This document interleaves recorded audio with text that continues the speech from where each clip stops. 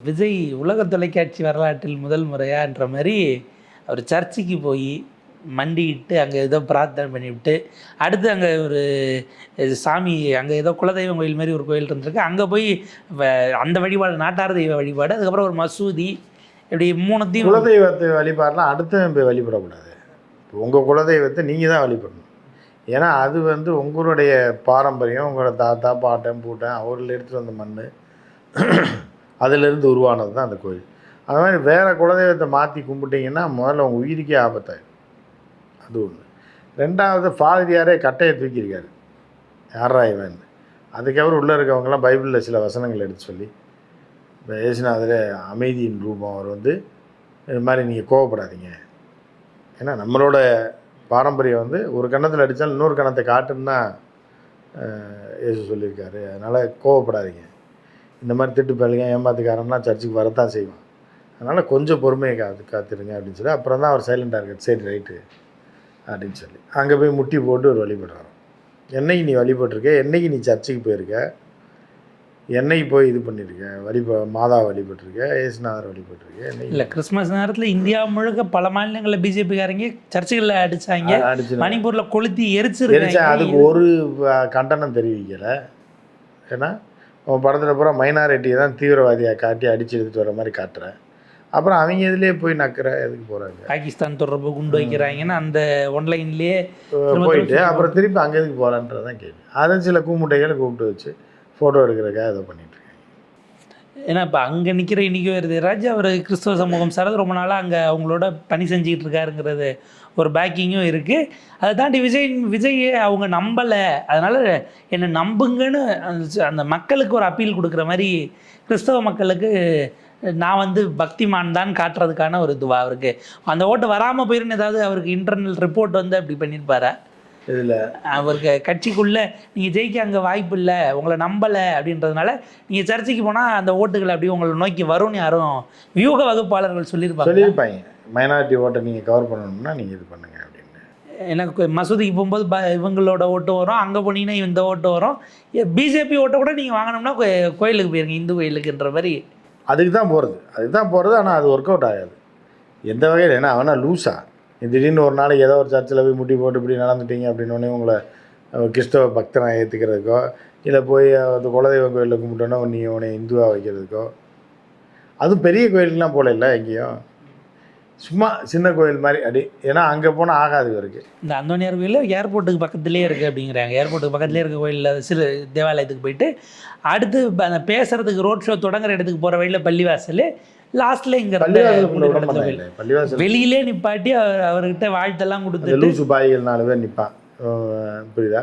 ஏன்னா இவன் இப்போ படத்தில் பூரா முஸ்லீமை தீவிரவாதியாக காட்டுறான், அப்போ இவன் கூட நிற்கிறது அவமானம். ஒரு இடத்துலலாம் ஒரு தொகுதிக்குள்ளே வேட்பாளர் உள்ளே வர வேண்டான்னுட்டு இஸ்லாமிய மக்கள் எதிர்ப்பு தெரிவித்து நீங்கள் வண்டி அப்படியே திருப்பிட்டு போயிருங்க, எப்படி நீங்கள் எங்களை அப்படி சொல்வீங்கன்னெலாம் சண்டையாகி வேட்பாளர் திரும்ப போயிட்டாப்ல, அதெல்லாம் நடந்தது. அப்படிலாம் இருக்குது. அப்படி இருக்கும்போது இவர் போகிறாரா, அவர் மைனாரிட்டிக்கு பாதுகாவலராக இருக்காரா, அதெல்லாம் துரத்தி விட்டுருவாங்க. சும்மா எலெக்ஷனுக்காக சீன் தான், அவ்வளோதான். சார் பிஜேபி ஒரு விங்கு வச்சு பாய்களை வச்சுருக்காங்கல்ல சார், மைனாரிட்டி விங்குன்னு. அதுதான் அது மாதிரி எல்லாரும் வச்சுக்க மாதிரி இதுலேயும் வச்சுக்க வேண்டியது. சசிகலாமா இப்போ கட்சி ஆரம்பிச்சுட்டு அவங்களும் தான் ரம்ஜானுக்கு நோன்பு திறந்தாங்க, அதுவும் சிவி சண்முகம் ஏரியாவில் போய் எனக்கு உங்கள் ஏரியாலே ஆட்கள் இருக்காங்கன்னு காட்டுற மாதிரிலாம் திறந்துட்டு வந்தாங்க. அதாவது எல்லா சண்முகம்னா வேண்டாம்மா காலில் விழுந்து கிடந்தவங்க தானே, காலை தொட்டு கும்பிட்டு நீங்கள் தான்மா வரணும்னு சொன்னதில் சிவி சண்முகம்லாம் ஒரு ஆள் தான். சிவி சண்முகம் என்ன மான ரோசம் உள்ள ஆளா? அவங்க சின்னம்மாள், அவங்க அம்மா ஒரு ஆவேசமாக பேசியிருக்காரு. எங்கள் அம்மா, ஆமாம், அந்த அம்மா தான் அங்கே போயிருக்கு. அவங்க போகிற இடமெல்லாம் நான் இருக்கும்போது வாழை சுருட்டிக்கிட்டு இருந்துச்சு எல்லாம், நான் பெங்களூர் போயிட்டு வர்றதுக்குள்ளே இன்னைக்கு எல்லாம் அதாவது ஆடுற ஆட்டம் என்ன அப்படிங்கிற அளவுக்கு அவங்க பேசிடுறாங்க. எடப்பாடி அவர்கள் இந்த எலெக்ஷனில் நிறைய பேர் திட்டுறாங்களா சார்? ஏன்னா விஜய் அது ஒரு கட்சியே இல்லைன்னு அவர் பேசுகிறாப்புல, செங்கோட்டையனுக்கும் எடப்பாடிக்கும் ரொம்ப பர்சனலாகவே விமர்சனங்கள் வேறு. அதாவது செங்கோட்டையனை பார்த்து தான் எடப்பாடியார் அரசியலுக்கு வந்தது. இவரை கொலைக்கேஸில் பெயிலில் எடுத்துகிட்டு விட்டது செங்கோட்டையன் தான். இவர் ஜனதா தளத்தில் இருந்தார். ஜனதா தளத்தில் வட்டச் செயலாளர் வண்டுமுருகனாக இருந்தப்போ யார், எடப்பாடியார் இருந்தபோது அவரை அதிமுகவில் சேர்த்தது செங்கோட்டையன் தான். ஸோ இப்போ இவர் இதெல்லாம் பற்றி பேசினார் அப்படின்னா 2 பேரும் சொல்லும்போது நீங்கள் மேகலை மணிமேகலை கதை தான் வரும். உண்மையை ரெண்டு பேரும் சொல்றவங்கள மாற்றி மாற்றி உண்மையை சொல்ல உண்மையை சொல்றவங்கள தெய்வத்துக்கு சமம்னு சொல்லுவாங்க. சொல்லுவாங்கல்ல, அந்த மாதிரி இந்த ரெண்டு பேரும் மாற்றி மாற்றி உண்மையை சொன்னாங்கன்னா பல தகவல்கள் நமக்கு கிடைக்கும். நான் முதலமைச்சராக இருந்தப்ப எல்லாத்தையும் எடுத்து வச்சிருக்கேன் செங்கோட்டையா, டிவியில் போட்டு விட்டுருவேன், பார்த்துக்க ஜாக்கிரதை, ரைடுக்கு பயந்து ஆற்றுல கொண்டு போய் பணத்தை விட்டலாம்.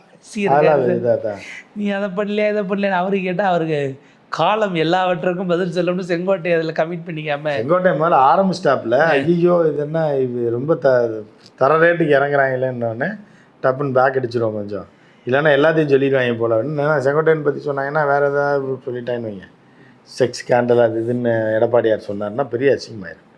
இப்போ எடப்பாடியாரும் பிஜேபி கூட சேர்ந்தவொடனே அந்த இதை ஆரம்பிச்சிட்டார், பர்சனலாக தாக்குறது, பெண்களை தாக்குறது, பெண்களோட தொடர்பு பற்றி பேசுகிறது, இந்த மாதிரியான ஒரு இதில் எடப்பாடியார் இறங்கிட்டார்.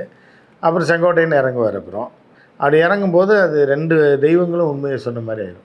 உண்மையை சொல்கிறது தெய்வத்துக்கு சமன்ற மாதிரி யார் தெய்வம் அப்படின்றது அப்புறம் தான் தெரியும். எடப்பாடியார் சொல்லணும், பல உண்மைகள் அவர் தெரிஞ்ச உண்மையில் சொல்லணும். அதே மாதிரி செங்கோட்டையன் அவர்களும் அவருக்கு தெரிஞ்ச உண்மையில் எடப்பாடியாரை பற்றி அதை பூரா வெளியில் சொன்னால் தான் மக்களுக்கு அவர்கள் மேலே ஒரு நம்பிக்கை வரும். இப்போ இந்த கோவத்தெல்லாம் அங்கே காட்டி அதிமுக எதிர்த்து அங்கே விசில் ஜெயிக்க வச்சுட்டு வரா கொங்கு மண்டலத்தில் செங்கோட்டையன். அதுக்கு தான் இப்போ எடப்பாடியார் டென்ஷனாக என்ன பண்ணுறாரு, நம்ம ஆட்சிக்கு வரோம் 60 சீட்டு வரோன்றலாம் வேறு, செங்கோட்டையனை தோக்கடிக்கணும். அதுக்கு என்ன பண்ணுறீங்களா பண்ணுங்கள். நேற்று நைட்டு கூப்பிட்டு எல்லோரும் செம்ம ரைடு விட்டுருக்காரு. என் சொத்து பூரா அழிஞ்சாலும் பரவாயில்ல, என்னை ரொம்ப அசிங்கப்படுத்திட்டார், அதனால் அவரை ஒழிச்சுக்கிட்டார். ஏன்னா அவர் ஒருபடி மேலே போய் ஜெயலலிதா அமைச்சர் தவிர நான் தான் முதலமைச்சர் ஆகிருக்கணும்ன்ட்டாரு. ஆமாம், நீ இதெல்லாம் ஆகிறதுக்கான ஆளே கிடையாதுங்கிற மாதிரி பேசினதும் அவர் டென்ஷன் ஆகிட்டார். இப்போ ரெண்டு பேரும் உண்மைகளை மாற்றி மாற்றி சொல்லணும் அப்படின்றது தான் எல்லாம் எதிர்பார்க்குறோம். அதை விட முக்கியமாக கூவத்தூரில் என்ன நடந்துச்சுன்னு அந்த அம்மாவும் சொல்லணும். சொன்னாங்கன்னா பல விவகாரங்கள் உண்மைக்கு வரும். ஏன்னா அவங்க அந்த அம்மா இப்போதைக்கு சொல்லாது. அவங்க ஆடினதெல்லாம் நம்ம ரிப்போர்ட்டர்ஸ் பாடுபட்டு எடுத்த காட்சிகள்னு வைங்க, அதை தாண்டி உள்ளே என்ன நடந்துச்சுங்கிறது தான் இருக்கு. உள்ள என்ன பேரங்கள் நடந்ததெல்லாம் இன்னும் வரும். கத்திரிக்காய் முத்துனா கடத்தருக்கு வராமல் இருக்க போகுது. அந்த அம்மாவும் இப்போ சொல்லலை அப்படின்னா கூட இது ஒரு இதாக இருக்கும். அது அந்த மாதிரி தான் நியூஸில் போடுறாங்க. விஜய் ஆட்கள் இல்லாமல் இருந்த சாலை சீறி பாய்ந்த விஜய் காருங்கிறாங்க. விஜய் போகிற இடமெல்லாம் கூட்டம் வராதா? ஒரே நாளில் 4 கூட்டம். சென்னையை எடுத்து திருவள்ளூர் போகிறாரு, எம்டியான ரோட்டில் போகிறாருங்கிறதே செய்தி ஆகுது. 4 நாள் விஜய் வெளியில் வந்தாலே அவரோட மாஸ்க் குறைஞ்சி போயிடும். முதல் ஒரு டைம் பார்க்க வருவாங்க, 2வது டைம் பாதி பேர் வருவான், அதில் 3வது குவார்ட்டர் வருவான், 4வது எல்லாம் வேலைக்கு போயிடுவான். அதுதான் இன்றைக்கி நடந்திருக்கு. விஜய் வேன் மட்டும் போது கூட 10-20 பேர் வராங்க. இந்த இதுக்கெல்லாம் சைக்கிள் பேரணி போவாங்கல்ல, புரியுதா உங்களுக்கு, கொடி நாள் வசூலுக்கெல்லாம் போவாங்க, அந்த ரேஞ்சுக்கு ஆயிடுச்சு. இப்போ விஜய் இன்னும் 4 நாள் சென்னைக்குள்ளே அலைஞ்சா எவன் நாய் கூட சிந்தி பார்க்காது, தெருநாய் கூட குலைக்காது. ஏன்னா இது ஏற்கனவே பார்த்துருக்கோம், இந்த நபரை தெரிஞ்ச நபர் தான் சொல்லி குலைக்காம விட்டுரும். ஸோ அந்த லெவலுக்கு தான் விஜய் கதை போயிட்டுருக்கு. இன்னும் 4 நாள் வெளியே சுற்றினாப்புலன்னா, ஏன்னா இப்போ பல பேருக்கு என்னென்னா சனியார் லீவு, எலெக்ஷனுக்கு ஓட்டு போட ஊருக்கு போகணுன்னு எல்லாம் இந்த லீவெல்லாம் சேர்த்து வச்சு இன்றைக்கி வேலைக்கு போகணுன்னு போயிட்டு இருந்திருப்பாங்க. ஆளே கிடையாதுங்கிறது. அப்போ இவ்வளோ நாள் செட் பண்ணி தான் இல்லை ஆட்களை வந்துருங்கன்னு தகவல் சொல்லி தான் வருது. அப்புறம் தகவல் சொல்லாமல் எப்படி அவ்வளோ பேர் வருவாங்க? இனி தகவல் சொன்னாலும் வர மாட்டாங்க, புரியுதா உங்களுக்கு? இப்போ சாவுக்கு உடனே ஃபோன் பண்ணிங்கன்னா உடனே போவாங்க ஒரு டெத்துக்கு. அதுக்கப்புறம் 3ஆம் நாளாக பயிராக வைக்கிறோம் இதுன்னு போக மாட்டாங்க. ஆனால் சாவுக்கு போயிட்டு வந்தாச்சுல அப்புறம் பார்ப்போம், கருமாதி வைக்கிற அன்றைக்கி பார்த்துக்கலான்றாங்க. அதுதான் விஜய் கதை. முதல் நாள் போயிட்டாங்கன்னா அதுக்கப்புறம் 3ஆம் நாள் பால் ஊற்றுறதுக்கெலாம் போக மாட்டாங்க. என்ன சொந்தக்காரனே வேலை இருக்கியா போய் ஊற்ற சொல்லியாங்க. அதுதான் விஜய் கதை. இன்னும் 4 நாள் வெளியில் வந்தா அப்படின்னா விஜய் எங்கே போனாலும் கூட்டம் வராது. அதுக்கப்புறம் விஜய் பார்க்க ஒன்றும் வரவே மாட்டாங்க. இந்த எலெக்ஷனோட தெரிஞ்சு போயிடும். எலெக்ஷனோட மொத்தமாக கட்சிக்கான எதிர்காலம், அவருடைய எதிர்காலம், அவர் குடும்ப எதிர்காலம் எல்லாமே தெரிஞ்சு. ஏன்னா ஜனநாயகனால அந்த ப்ரொடியூசர் இதாகிட்டாருன்னா அவர் நடிக்க வைக்க மறுபடியும் சினிமாவுக்கு திரும்ப ஒரு எதிர்காலம் விஜய்க்கானது இருக்குது. இல்லை, எதிர்காலமே கிடையாதுங்க. ஏற்கனவே எதிர்காலமே கிடையாது. விஜய் படத்துக்கு எல்லாம் சம்பளம் அவங்களாக கொடுத்துக்கிட்டது. அடுத்த ப்ரொடியூசர் தட்டில் தாம்பாளத்தில் வச்சு சம்பளம் கொடுக்கல, இவங்களா கணக்கு எழுதிட்டாங்க. 100 கோடி சம்பளம்னு இவங்களா மேனேஜரை வச்சு அதில் ஒரு ப்ரொடக்ஷன் கம்பெனி, விஜய் ஒரு பார்ட்னர்னு போட்டு விஜய்க்கு சம்பளம் விஜயே கொடுத்துக்குவாருன்ட்டு அப்படின்னு இவங்களா ஒரு கணக்கு எழுதி வீட்டில் இருக்கிறவங்களுக்கெல்லாம் கடனும் கொடுப்பாரு, அவருக்கு சம்பளம் அவரே கொடுத்துக்குவார். அப்படி தான் விஜய் படம் ஓடி சம்பாரிச்சதா சரித்திரமே கிடையாது அவனுக்கு.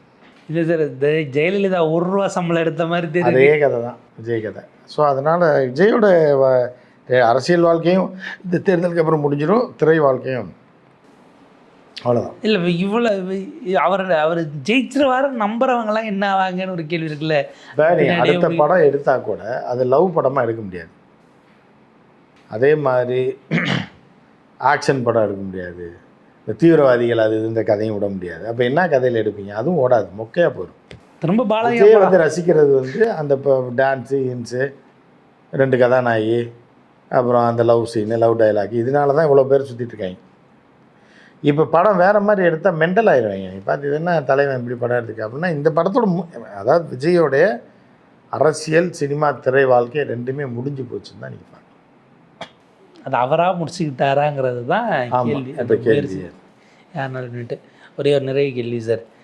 விஜய் வந்து ஒரு ராஜதந்திரமாக ஒரு முடிவு எடுத்தார். எடப்பாடி தொகுதியில் வேட்பாளரை காலி பண்ணதுனால சுயேட்சையாக நிற்கிற ஒருத்தரை பிடிச்சி டிவி சின்னத்துக்கு ஓட்டு அப்படின்னா அவருக்கு போடுங்க அப்படின்னு ஒரு துண்டெல்லாம் போட்டு கேட்டால் அவர் 10 வருஷத்துக்கு முன்னாடி நம்ம ரசிகர் மன்றத்தில் இருந்தவர் தான், அவருக்கு போடுங்க. அதாவது எடப்பாடிக்கு எதிராக டிவிக்கு சார்பாக டிவி அப்படின்னு ஒரு ஆள் நிப்பாட்டுறாரு. நீங்கள் இப்போ தான் கட்சி ஆரம்பிச்சிருக்கீங்கன்னா சுயேட்சை சின்னத்துலேயே அங்கே நீங்கள் போட்டி இல்லைன்னா விசில் இருந்திருக்கும். அது யாராவது ஒருத்தர் வாங்க வச்சிருக்கலாம். எக்ஸ்பீரியன்ஸ் இருந்தால் தெரிஞ்சிருக்குமா? இப்போ ஏதோ ஒரு சின்னத்தில் நீங்கள் அந்த ஒரு தொகுதியில் மட்டும் போய் டிவிக்கு போடுங்கன்னா அவங்க போய் விசில் தட்டி எதுவுமே இல்லைன்னு ரோட் ரோலர் விசில் மாதிரியே இருக்குன்னா போட்டு விட்டு வந்துடுவாங்கிற அப்படி தான் இருக்குது. அப்படி தான் அதை எடப்பாடி எய்த்தெல்லாம் அரசியல் பண்ண முடியாது. அது சான்ஸே கிடையாது. எடப்பாடியெல்லாம் வில்லனுக்கெல்லாம் இல்லை. எடப்பாடி எய்த்தெல்லாம் அரசியல் பண்ண முடியாது. மீனா கற்றுக்குட்டி எடப்பாடியார் வந்து அமித்ஷாவுக்கே சுண்ணாம்பு தடவுனாள். அவர்கிட்ட போய் இவங்கெல்லாம் ஆளை போட்டான்னா 2ஐயும் தூக்கி விட்டார்ல. மாட்டு வேட்பாளர் 2ஐயும் தூக்கி விட்டு லோக்கல் செல்வாக்கு வச்சு அடித்து காலி பண்ணி இந்த சுயேட்சை ஒரு பையனை நிற்க வச்சு அவன் ஜெயிச்சு என்ன எப்படி ஜெயிப்பாங்க? முதல்ல விஜய் ஜெயிக்கிறதுக்கே வழி இல்லை. 2 தொகுதியிலையும் ஜெயிப்பீங்களா? என்ன முதல்ல என்ன சென்டிமெண்ட்ஸ்னாங்க, கடைசி நாள் எங்கே போகிறாரோ அந்த தொகுதி தான் அவர் நெஞ்சுக்கு நெருக்கம் அப்படின்னாங்க. அப்படி பார்த்தா திருச்சி கிழக்கு நாளைக்கு போக போகிறதில்ல, பெரம்பூர் தான் போக போகிறாருன்னா அது இப்பயே காலியான ஒரு கேள்வி இருக்குது. ஆமாம், பெரம்பூர்லாம் காலி. நீங்கள் மாதாவே ஏற்றுக்கிறாரு. நான் ஜெயிச்சேன்னா மாதத்துக்கு ஒரு வாட்டி வருவேன்னு ஒரு எம்எல்ஏ சொன்னார்னா என்ன ஆகும்? இவங்க என்ன கேனப்பயல, இவங்க என்ன அர்த்தத்தில் இதெல்லாம் பண்ணுறாங்கன்னே தெரில. இந்த இதோட முடிச்சு அவ்வளோதான். ஒரு சீட் வர்றதே கஷ்டம். அது ஜெயிச்சா விஜய்க்கு 2 தொகுதியில் ஏதாவது ஒரு தொகுதி செங்கோட்டையன், இதை தவிர ஒன்றத்துக்கு வேலைக்காக. செங்கோட்டையன் கூடாது, ஜெயிச்சிடக்கூடாதுன்னு. அதுவும் இப்போ கடைசி நேரத்தில் வாயை விட்டு இப்போ எடப்பாடியை பகைச்சதுனால எடப்பாடியார் வந்து சாதாரண ஆள் கிடையாது. நான் ஜெயிக்கிறேனோ இல்லையோ, நான் நல்லா இருக்கணும், நாசமாக போகிறனோ, செங்கோட்டையன் நாசமாக அரசியல் அதோட அரசியலோட முடியணுன்றது அங்கே எல்லாம் செலவு பண்ணிட்டு இருக்காப்புல. இப்போ நேற்று நைட்லேருந்து தீவிரமாக இறங்குறாங்க. எனக்கு செங்கோட்டையனை காலி பண்ணுறதுக்காக அடுத்த 48 மணி நேரம் திமுக அதிமுக முழு வேகத்தில் இறங்கி செங்கோட்டையனை காலி பண்ணி இப்போ வர்ற ஒரு சீட் வர மாதிரி இருந்துச்சுல்ல. அதோ செங்கோட்டை ஒரு வேளை ஜெயிச்சிருவாரோன்னு தான் விஜய் அவரை ஆதரித்து ஒரு தொகுதிக்கு போகலையான்னு ஒரு கேள்வி இருக்குது. நம்மளை மீறி வேறு யாரும் ஜெயிக்கக்கூடாதுன்னு அவருக்கு எதுவும் ஒரு பயம். செங்கோட்டை என்ன பண்ணியிருப்பாருன்னா, நீங்கள் வர வேணாம், என்னோட இதுலேயும் நான் பார்த்துக்கிறேன். அதே மாதிரி அப்படி சொல்லும்போது எல்லாம் ரெட்டலைக்கு போட்டாயின்னு வைங்க. செங்கோட்டை எப்போ ரெட்டையில் நம்ம 40 வருஷமாக அதில் தான் போட்டிருக்கோம். 8 தேர்தலாக போட்டாயின்னு 8 தேர்தலாக போட்டு 9 உனக்கு தான் ஐயா ரெட்டையில போட்டேன்னு அப்படின்ற மாதிரி தான் போகுது. அதுவும் செங்கோட்டையனுக்கு பெரிய மைனஸ். ஏன்னா கடந்த காலத்தில் சேகர் பாபுக்கும் நடந்திருக்கு, தங்கத்தமிழ் செல்வனுக்கும் நடந்திருக்கு. அந்த மாதிரியான ஒரு சூழலில் தான் பழக்கணும். இவர் விசில கொண்டு போய் அவர் எப்படி காட்டி பழக்கி அப்படிங்கிறது அந்த ஏஜ் குரூப்பில் இருக்கிறவங்களுக்கு புதுசாக சொன்னால் புரியுமா? பல குழப்பங்கள் இருக்குது. பார்ப்போம் சார் இது எப்படி போகுது. பழைய ஆட்கள் செங்கோட்டையனுக்கு போட மாட்டாங்க, ரெட்டலைக்கு போட்டுருவாங்க. புதுசாக ஆரவன் இது மடக்கூதிக்கு போடுவாங்க. போடும்போது ரெண்டுமே நாசம் பண்ணுறேன். ஒரு விரிவான உரையாடல் உங்கள் நேரத்துக்கு நன்றி.